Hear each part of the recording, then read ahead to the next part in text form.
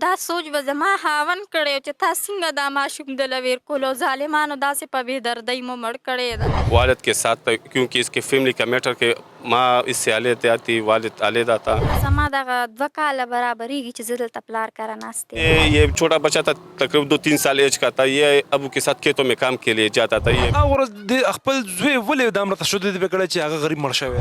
ابو نے بس تیش میں آ کر اس کو مارا ہے، زمین پر پھینکا ہے.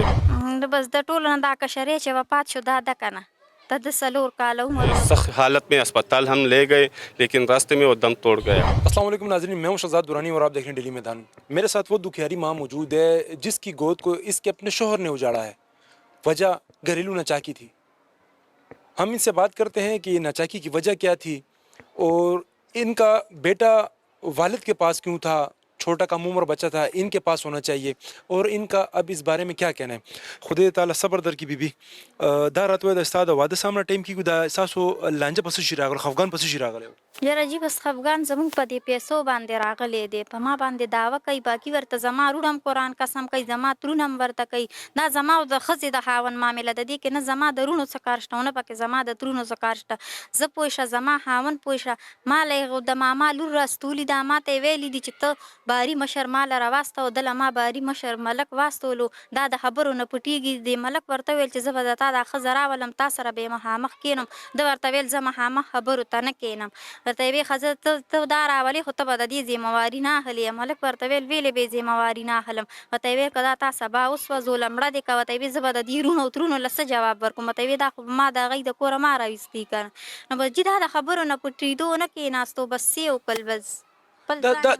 بیبي دا 100 روپیو چې ستاسو خفګان راغلی، دا 100 روپیو، لکون روپیو، زرګاو روپیو، کروڑو روپیو، 100 روپیو؟ نه جي د خپلې 1,80,000 روپۍ یو ځای ما ایښي وي او 14,000 روپۍ د خرچې دپاره ما بل ځای ایښي وي. دغه پیسې وې د او 1.5 توله مې د دی د کوره کالی او 1.5 توله مې د پلار د کوره والی وي، یو مې د پوزې میخکۍ او زما دا خاوند بار ته تلو، ما د خور دپاره ترې 50,000 روپۍ راغستې دي د خور نه.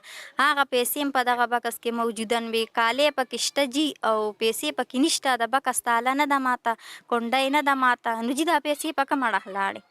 دا ستاسو خفګان څو ورځې کېږي، څومره ټایم کېږي؟ یاره زما دغه 2 کاله برابرېږي چې زه دلته پلار کره ناست یم. ستا زوی چې کوم ستا خاوند وژلی دی، د ده عمر څومره و، د څومره مودې نه 2 کالونه پلار سره و؟ یاره بس د ده دا 4 کاله برابرېږي.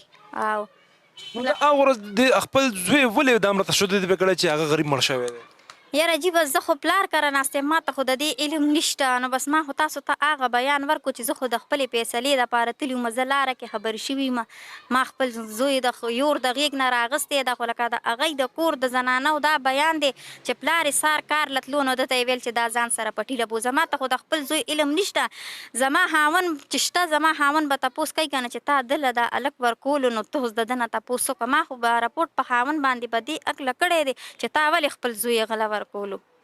دا ستا زوی ستا خاوند چاله ورکړی و؟ دا د اجي نامه چې ده ته یې ویل چې ځان سره یې پټي ته بوځه. دا زموږ د کور د زنانو بیان دی. ما په خپلو غوږونو نه اورېدلی دی او نه زه په دغه کور کې موجوده نه وم. زه خو پلار کره یم او نه یې ما ته راپرېښول، ما ته یې بچي نه راپرېښول او هغوی بېوال ټکول، ما ته یې نه راپرېښول. ستا څو بچي دي؟ دا یو خو مړ شوی دی، د نه علاوه څو بچي دي چې کوم اوس هم پلار سره دي؟ اوس خو پلار جیل کې دی، هغه ستا بچي چا سره دي؟ بس یاره جین یا سره دي، 4 بچي مې دي د خیره، 2 مې هلکان دي، 2 جینکۍ. او مشرې زوی دی، لور د هغه څه عمر و، د ټولو نه کشرې څه عمره دی؟ بس د ټولو نه دا کشرې چې وفات شو دا ده که نه، د ده 4 کاله عمر او د مشري 10 کاله ده. بیبي دا اولاد غم ډېر لوی غم وي. دا مور نشي برداشت کولی، ډېره غټه صدمه ده. هلته بل اړخ ته ستا خپل خاوند دی چې خپل زوی وژلی دی، که هغه ته عمر قیدي کېږي که پانسي کېږي نو دا خو تا له ډبل غم شو که نه؟ تا دې باره کې سوچ کړی چې کوم اف آی آر تا کړی دی؟ یاره جي بس زه اړه به ځان باندې پوه شوي نیم، خو دا سوچ به زما خاوند کړی و چې تا څنګه دا ماشوم دله ویر کولو، ظالمانو داسې په بې دردۍ مو مړ کړی ده.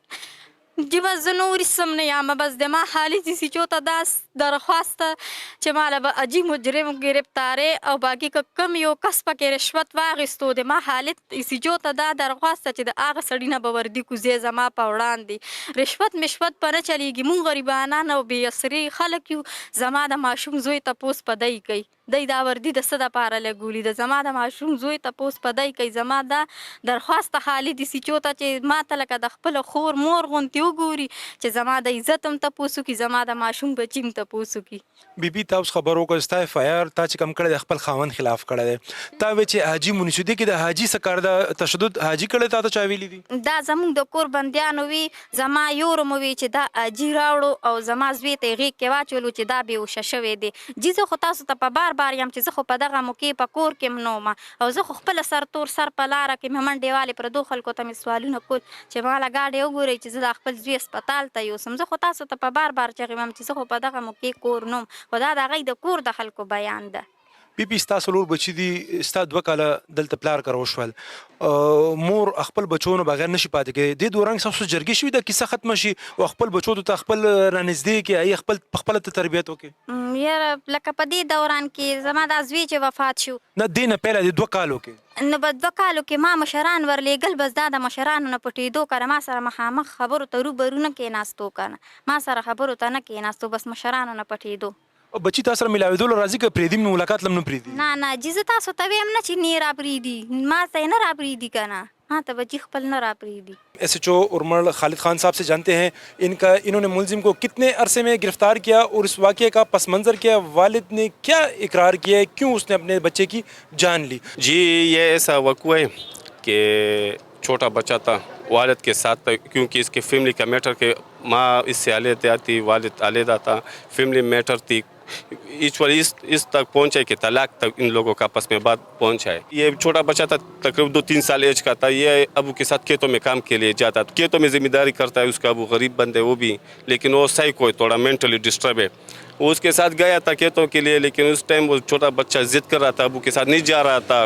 ابو نے بس تیش میں آ کر اس کو مارا ہے زمین پر پھینکا ہے بہت خراب تشدد اس پر ہوا ہے اور پھر اس کو گھر کے سامنے رکھ کے بھاگ گیا جیسے ہمیں اطلاع ملی اس کی والدہ صاحب آ گئی ہمارے ساتھ اس نے رپورٹ کی کہ میرا ایسا ایسا مسئلہ ہے گھر میں اور میرا بچہ ابو کے ساتھ تو اس کے ساتھ کے لیے نہیں جا رہا تو اس نے تشدد کیا ہے سخت حالت میں اسپتال ہم لے گئے لیکن راستے میں وہ دم توڑ گیا جب ہمیں اطلاع ملی ہم نے فوراً تحقیقات کیا انویسٹیگیشن شروع کیا FIR لانچ کیا جب ہم چلے گئے اس کا ابو گھر میں موجود نہیں تھا ہم نے ریڈ 2-3 جگہ ریڈ کیے لیکن وہ پھر بھی موجود نہیں تھا پھر اللہ کے کرم سے ایک انفارمیشن آ گئی کھیتوں میں ایک جگہ میں بیٹھا تھا پھر ہم نے اس پر ریڈ کیا 2-3 ہاورس میں اس کو ہم نے اریسٹ کیا ہے والد نے ابتدائی تفتیش میں کیا کہا ہے کیا اس کو ملال ہے اپنے اس بیٹے کے قتل کا جی بس وہ کہتا ہے کہ اس نے انکار کیا ہے وہ اس کا والد تھوڑا سیکو بھی اس پر وہ بات اچھا نہیں لگا ہے بس وہ تیش میں آ کے اس کو تشدد کا نشانہ بنائے پھر ابھی تو پھر ایک آدمی کام کرتا ہے پھر بعد میں وہ سب پخیمان ہو جاتا ہے لیکن ابھی مزید ایسا کوئی انویسٹیگیشن ہم کمپلیٹ کر لے پھر آپ لوگوں کے ہم آگاہ کر دیں گے جی ناظرین ارمل پولیس نے ایک اعلیٰ کارکردگی کا مظاہرہ کیا ہے ملزم کو محض 2 سے 3 گھنٹوں میں گرفتار کیا ہے اس واقعے سے ہمیں ایک یہ سبق ملتا ہے کہ والدین کے مابین جو ناچاکی ہوتی ہے اس سے براہ راست ان کے بچے متاثر ہوتے ہیں اور اس کی زندہ مثال یہ واقعہ ہے میاں بیوی کی ناچاکی تھی بیوی شوہر سے ناراض ہو کے میکے میں بیٹھی تھی بچے والد کے پاس تھے اور چھوٹے بچوں کو سنبھالنا والد کے لیے کسی طرح بھی ممکن نہیں ہے بے شک وہ اس کا باپ ہے لیکن ماں کی نسبت باپ کی قوت برداشت کم ہوتی ہے اور اسی وجہ سے والد اپنے ضبط کھو بیٹھا اور اس نے جوش میں آ کر غصے میں آ کے اپنے بیٹے کی جان لے لی پولیس کا یہ کہنا ہے کہ تفتیش جاری ہے اور ملزم کو اپنے کیے پہ ملال ہے اور جو مزید پیش رفت ہوگی اس سے ہم آپ کو آگاہ کر دیں گے کیمرہ مین اسد علی کے ہمراہ شہزاد درانی ڈیلی میدان پشاور